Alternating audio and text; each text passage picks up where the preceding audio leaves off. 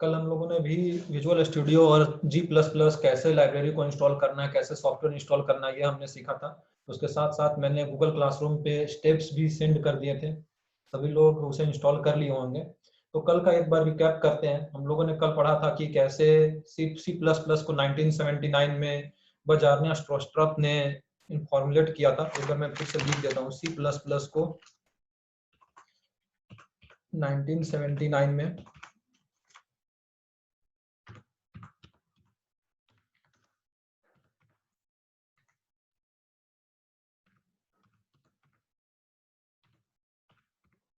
बजारनिया Stroustrup ने इसे invent किया था और इससे एक्सटेंशन ऑफ सी लैंग्वेज बताया गया था। हमने कल बताया था कि एक्सटेंशन ऑफ सी लैंग्वेज, इससे हमें ये जरूरत नहीं है कि हमें सी आना ही चाहिए तभी हम ये सी सीख सकते हैं, क्योंकि ये एक्सटेंशन बस बताया गया था कि एक्सटेंशन ऑफ सी लैंग्वेज से हम सी में जैसे ऑब्जेक्ट ये सारा कुछ सी लैंग्वेज के से लेकर यहाँ पे क्रिएट कर सकते हैं। लेकिन मैं शुरू से दिखाऊंगा कि कैसे ये सी एक्सटेंशन है, कैसे हम इसे क्रिएट करेंगे। और इस ये नहीं है कि हमें सी लैंग्वेज पढ़ना होगा, सारा कुछ वेगनियर से मैं बताने को कहा था। उसके साथ साथ अपडेट्स के बारे में मैंने बताया था कि 2011 में C++11 से अपडेट आया, उसके बाद 2014 में C++14 आया, 2017 में C++17 आया। उसके बाद मैंने सॉफ्टवेयर इंस्टॉल करवाई और फर्स्ट प्रोग्राम लिखा था C++ पे, विजुअल स्टूडियो पे। सभी लोग अपना अपना विजुअल स्टूडियो ओपन कर लें और फिर मैं आज प्रोग्राम समझाऊंगा कि प्रोग्राम कल कैसे बस रन कर दिया गया था और उसके साथ साथ कैसे प्रोग्राम को के प्रोग्राम में कैसे हमने ये सारा कुछ यूज किया। ये सारा कुछ मैं सिखाऊंगा आज की प्रोग्राम में कैसे पहला प्रोग्राम हम कैसे बनाते हैं, प्रोग्राम में क्या क्या बनाने के लिए जरूरत होता है, सारा कुछ जो भी है सब एक्सप्लेन करूंगा। तो सबसे पहले मैं बताना चाहता हूँ कि ये मैंने कल हम लोगों ने प्रोग्राम लिखा था, इसे रन भी करवा लिया था, रन करवाया था कि हेलो काम ऑफ टेक्नोलॉजी, यहाँ पे हमारा आउटपुट भी आ गया था, कंसोल पे काम ऑफ टेक्नोलॉजी आउटपुट आ गया था। पर हमने ये नहीं सीखा था कि हमें ये प्रोग्राम कैसे हमने लिखा है। तो सबसे पहले मैं एक लाइन बाय लाइन सारा कुछ डिस्कस करता हूँ। जो सबसे पहले था, हमने लिखा था हैच इंक्लूड आईओ स्ट्रीम। हमने ये लाइन लिखी थी, हैच इंक्लूड आईओ स्ट्रीम।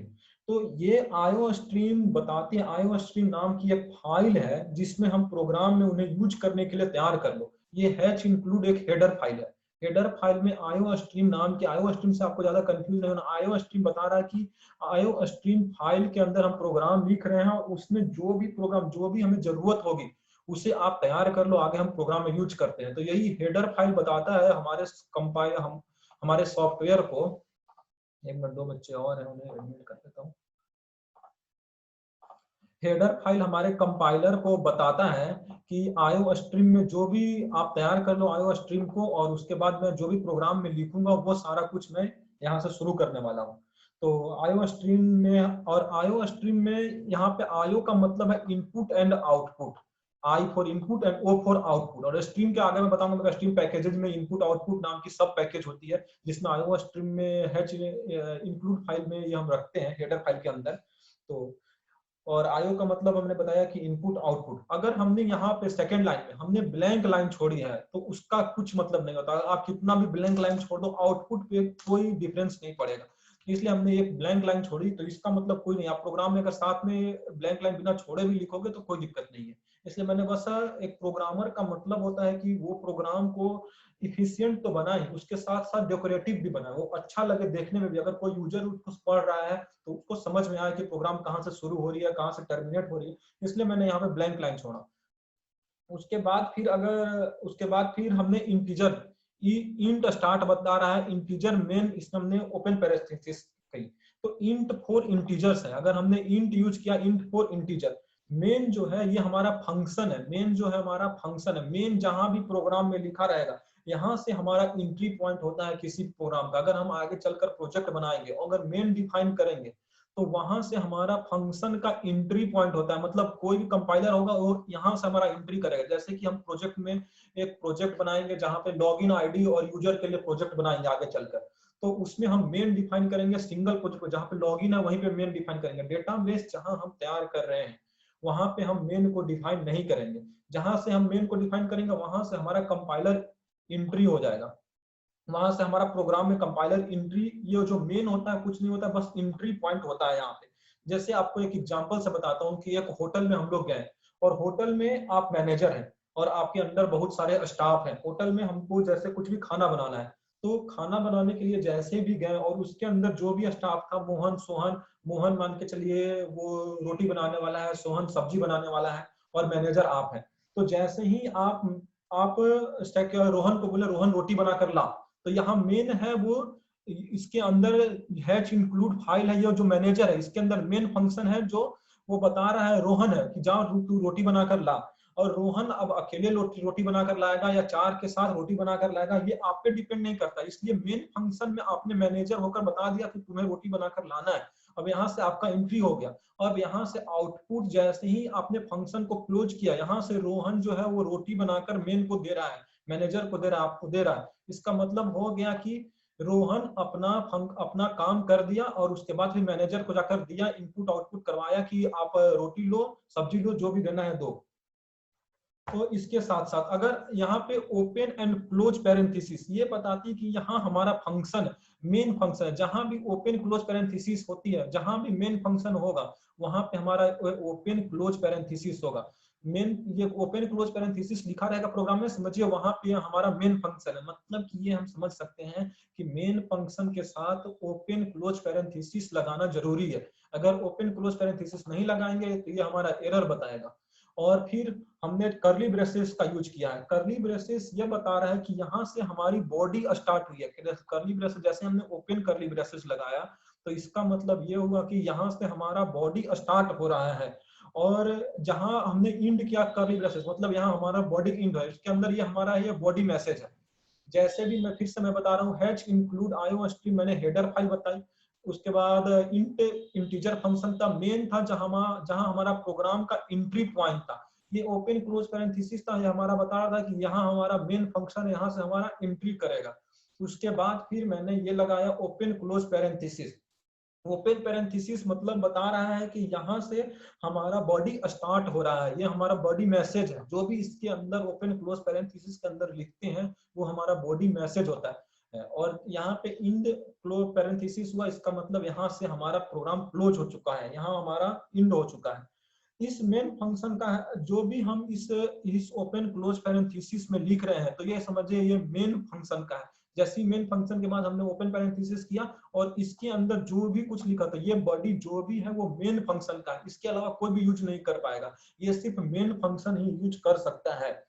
और उसके बाद फिर मैंने लिखा सी आउट stdio std मतलब कि स्टैंडर्ड इनपुट आउटपुट। ये हमारा स्टैंडर्ड है। अब हम std मतलब स्टैंडर्ड, और जैसे आईओ स्ट्रीम पैकेज है, आईओ स्ट्रीम पैकेज के अंदर std नाम का सब पैकेज बनाया गया है। जैसे कि हमने बताया तभी एग्जांपल के थ्रू कि आप मैनेजर थे होटल के, तो होटल जो है वो आईओ स्ट्रीम है और होटल के अंदर मेन फंक्शन है वो मैनेजर है। और मैनेजर के अंदर जो एसटीडी है वो जैसे राम मोहन सोहन थे जो वर्कर थे, तो वो समझिए वर्कर हैं। उसके साथ साथ एक पैकेज के अंदर बहुत सारे सब पैकेजेस के अंदर सब पैकेज के अंदर सब पैकेज बन सकते हैं। इसलिए हमको ये नहीं सोचना है कि सब पैकेजेस कैसे बनते हैं, सबसे पहले हमें प्रोग्राम समझना है।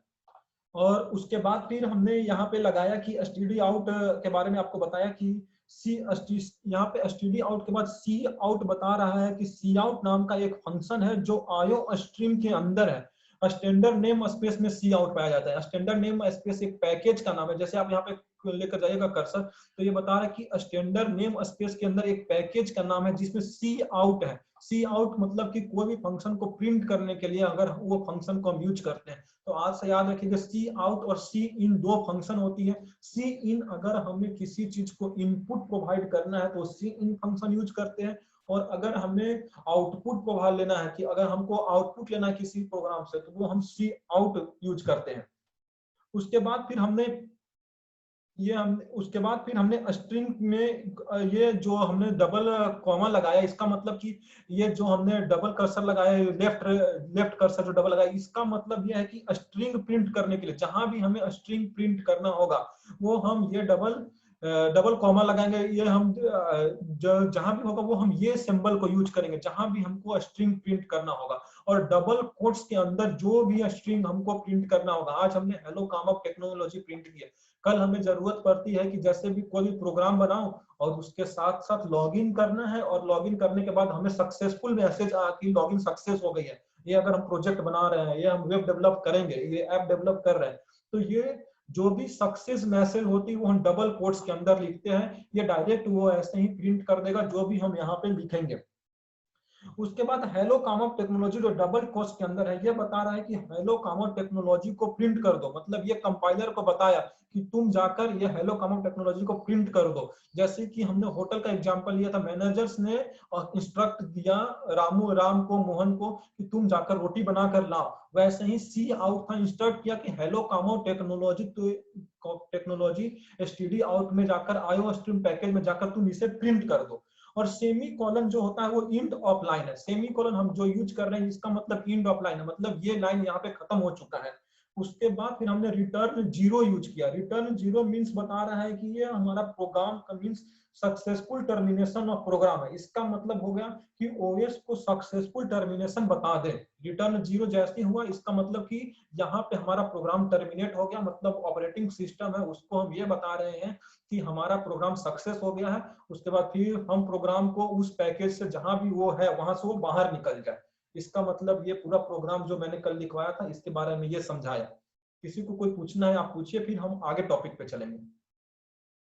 1 मिनट का फिर से समय दे रहा हूं, आप ये सारा कुछ एक बार फिर से सोचिए, सारा कुछ जो भी लिखना है अगर इसमें लिखना चाहते हैं तो लिख लीजिए, और उसके बाद फिर 1 मिनट के बाद फिर से हम नेक्स्ट टॉपिक स्टार्ट करेंगे।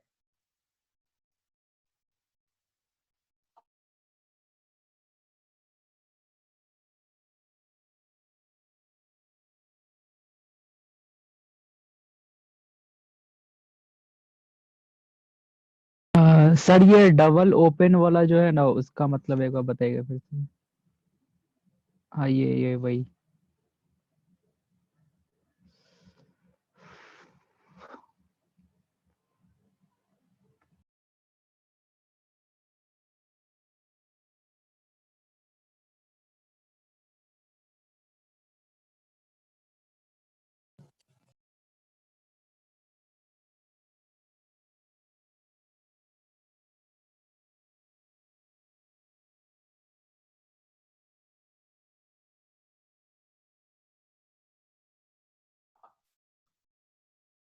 ठीक है, मेरी माइक म्यूट हो गई थी, फिर से मैं बता रहा हूँ। डबल, अगर हमें किसी भी सिंटेक्स को प्रिंट करवाना है, डबल कोमा का मतलब है कि यहाँ से तुम सिंटेक्स, इसके बाद जो भी होगा वो सिंटेक्स को प्रिंट करना है तुम्हें। तो इसका मतलब ये है कि जैसे ही हम किसी भी कंपाइलर को ये बता रहे हैं सी आउट में ये डबल कोमा को डिफाइन किया गया कि जहां से भी डबल कोमा होगा वहां से आपको सिंटेक्स को प्रिंट करना है। जहां भी डबल कोमा के बाद डबल इन्वर्टेड कोमा में जो भी सिंटेक्स लिखा हुआ रहेगा वो सीधे प्रिंट करना है। मतलब डबल कॉमा जो है, ये डबल एरो जो डबल कॉमा बता रहा है यहाँ पे कि हमें जो भी सिंटेक्स है इसके बाद जो भी सिंटेक्स लिखाएगा उसको आप प्रिंट करने के लिए, मतलब ये आप कह सकते हैं एक तरह से कि प्रिंटिंग स्टेटमेंट को डिफाइन करने के लिए बताता है। Okay sir.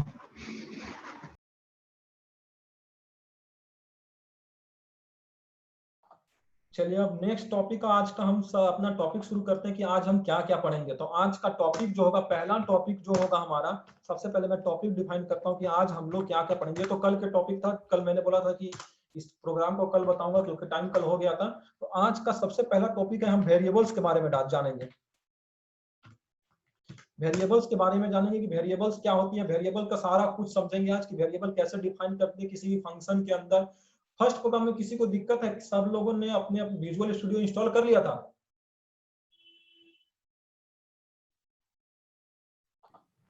Hello Aditya, yes sir. Sir. Yes sir. हाँ, तो फर्स्ट प्रोग्राम में किसी को कोई भी दिक्कत होगा तो आप हमें ये प्रोग्राम के बारे में फिर से बता दीजिएगा, फिर से मैं समझा दूंगा, क्योंकि मैं फर्स्ट प्रोग्राम में कल विजुअल स्टूडियो का मैसेज भी दे दिया था, गूगल क्लासरूम पे स्टेप्स भी बताया था कि कैसे कैसे इंस्टॉल करना है। और उसके बाद फर्स्ट प्रोग्राम कल डिफाइन किया था कि विजुअल स्टूडियो में G++ लाइब्रेरी में, उसके बाद फिर कैसे हम लोग इसमें इन्वायरमेंट वेरिएबल सेट करते हैं, ये सारा कुछ कल मैंने डिस्कस कर लिया था। उसके बाद आज का टॉपिक है हमारा वेरिएबल्स। सबसे पहले हम वेरिएबल्स के बारे में जानेंगे, और उसके बाद फिर सेकंड हम जानेंगे कमेंट्स। ये दो चीज आज हम पढ़ेंगे कि वेरिएबल कैसे डिफाइन करते हैं और कमेंट्स कैसे बताएंगे। किसी भी चीज को अगर कमेंट्स में मत लिखना है अगर, तो कमेंट्स कैसे लिखेंगे। तो सबसे पहले ये बताना चाहूंगा कि ये दोनों चीज से पहले मैं बताना चाहूंगा कि लो लेवल और हाई लेवल क्या है। ये दोनों चीज को समझने के लिए हमें लो लेवल और हाई लेवल समझना होगा कि लो लेवल प्रोग्रामिंग क्या होता है और हाई लेवल प्रोग्रामिंग क्या होता है। तो इसके लिए सबसे पहले मैं डिस्कस कर रहा हूं low level and high level.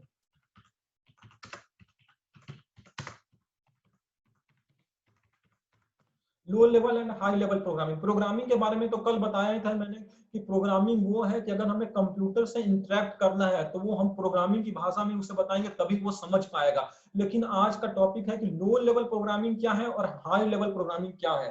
तो लेकिन जैसे कि अगर हम एग्जांपल के लिए हम जैसे बता रहे हैं कि अगर हम गूगल पे कुछ भी सर्च करते हैं तो गूगल हमें रिजल्ट देता है। जैसे गूगल पे मैंने कुछ भी सर्च किया वो गूगल हमें रिजल्ट देता है। जैसे हम गूगल पे जो भी सिंटेक्स उसमें डिफाइन किया गया है, तो अगर हम गूगल पे कुछ भी सर्च किए, राम मोहन सोहन कुछ भी सर्च किए, फुटबॉल क्रिकेट कुछ भी सर्च करने गूगल गूगल हमको उससे रिलेटेड रिजल्ट देता है। तो ये गूगल जो है वो हाई लेवल पे डेटा, हाई लेवल पे हमको डेटा देता है।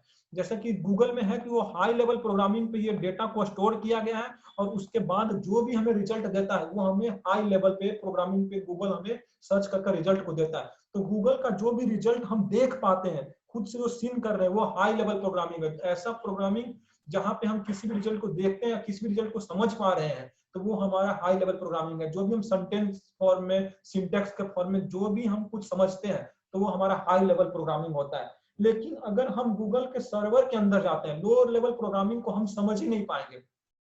लो लेवल प्रोग्रामिंग को कंप्यूटर के अंदर जब क्रिप्टोग्राफी किया गया था तो उस समय कंप्यूटर के अंदर लो लेवल प्रोग्रामिंग को डिफाइन किया गया था।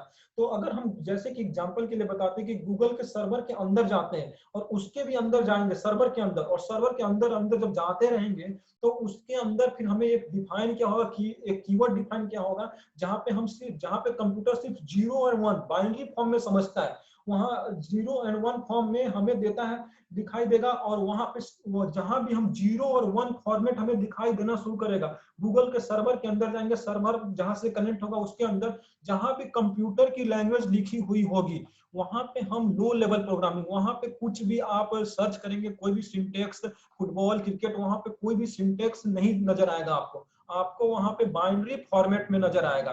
तो बाइनरी फॉर्मेट में जहां भी नजर आएगा तो वो हमारा लो लेवल प्रोग्रामिंग होता है। ये चीज सबसे पहले जानना जरूरी होता है कि हाई लेवल प्रोग्रामिंग क्या होता है और लो लेवल प्रोग्रामिंग क्या होता है। तो लो लेवल प्रोग्रामिंग है वो binary format of the computer है। ये डेफिनेशन एक अच्छे डेवलपर, और लो लेवल और हाई लेवल जानने के लिए हमको एक अच्छा, ये जरूर जानना, एक अच्छा डेवलपर बनने के लिए हमको ये जरूर जानना होता है कि कौन सा लो लेवल प्रोग्रामिंग है, कौन सा हाई लेवल प्रोग्रामिंग है। लो लेवल जो प्रोग्रामिंग होता है वो हार्डवेयर के नजदीक होता है। अगर हम कोई भी फंक्शन हार्डवेयर पे करेंगे, जैसा मैंने कल बताया था C++ जो होता है वो हार्डवेयर के नजदीक है। अगर आप पाइथन यूज करिएगा, जावा यूज कीजिएगा तो आपको सबसे पहले इंटरमीडिएट की जरूरत होगा जो आपको कंप्यूटर को कम्युनिकेट करे। लेकिन अगर आप C++ से अपना करियर डेवलप कीजिएगा तो आप डायरेक्ट हार्डवेयर से इंटीग्रेट करिएगा। जो भी टाइम मैनेजमेंट है पाइथन में, जो टाइम गैप है, टाइम लैप्स है, अगर आप C++ से सेम प्रोग्राम को कीजिएगा, जावा में जो टाइम लैप्स है वो C++ के प्रोग्राम से वो टाइम लैप्स कम होगा, हमें इंटरमीडिएट की जरूरत नहीं होगा, हम डायरेक्ट हार्डवेयर से इंटरेक्ट करते हैं अगर C++ प्रोग्रामिंग करते हैं। तो वही जो C++ जो प्रोग्रामिंग होते हैं वो लो लेवल प्रोग्रामिंग कैटेगरी के अंदर है। मतलब कि जो C++ प्रोग्रामिंग वो हार्डवेयर से के नजदीक है। हाई लेवल जो प्रोग्रामिंग होता है वो हार्डवेयर से बहुत दूर होता है। मतलब कि कह सकते कि हाउ हाई लेवल जो प्रोग्रामिंग होता है वो हार्डवेयर से दूर लॉजिकल साउंड को दिख रहा है। मतलब कि हाई लेवल जो प्रोग्रामिंग है जो हम समझ पा रहे हैं, जो हम नॉन यूजर नॉन डेवलपर जो समझता है वो हार्डवेयर को समझता है, वो हार्डवेयर से बहुत दूर है। अगर लो लेवल प्रोग्रामिंग जो है वो हार्डवेयर के नजदीक है, कोई भी फंक्शन अगर हम करवाते हैं तो लो लेवल प्रोग्रामिंग के थ्रू वो कंप्यूटर समझता है, कंप्यूटर हाई लेवल प्रोग्रामिंग नहीं समझता। हाई लेवल को सबसे पहले वो लो लेवल में कन्वर्ट करता है उसके बाद समझता है। अब हम वेरिएबल समझते हैं। हाई लेवल लो लेवल समझने के बाद अब हम वेरिएबल समझेंगे कि वेरिएबल क्या होता है। तो आपको हाई लेवल और लो लेवल समझ में आ गया होगा। और हाई लेवल लो लेवल में आप जो लिखना चाहते हैं अपने हिसाब से लिख लीजिए। एक लाइन इसमें आप लिख लीजिए कि लो लेवल जो होता है, लो लेवल ये हार्डवेयर से दूर होता है।